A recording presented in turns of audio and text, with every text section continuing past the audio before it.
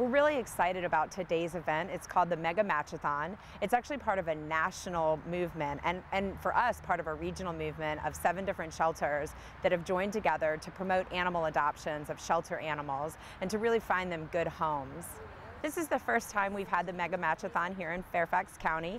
It's a 2-day event. We had a line at the door yesterday of people waiting to get in, and then again today we had another line of people to get in. So we're really excited that the community's coming out to support shelter animals and hopefully find great new homes for them. We wanted a short-haired dog.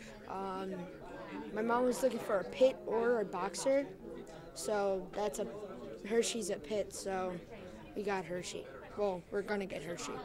So if someone is interested in adopting an animal from the Fairfax County Animal Shelter, there's a few things they need to do before they come in to prepare. One of the things is just bringing your driver's license. So we have that when you fill out the adoption contract.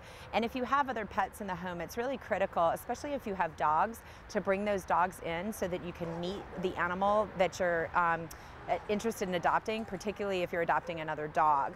And we ask that people bring proof that their animals are already vaccinated and current on their previous vaccinations, rabies vaccinations and other vaccinations that promote good health in the home. We also ask that folks, if you rent, that your landlord is okay with it and you bring proof that either you're allowed to have pets in a condo or an apartment, or that if you rent from a landlord, the landlord has said that it's okay. The human-animal bond is so important, and helping citizens of Fairfax County make a connection with an animal that they're going to love and bring into their homes, and that animal that will love them back and be part of the family is really gratifying. We make families larger here, and that's a really great thing.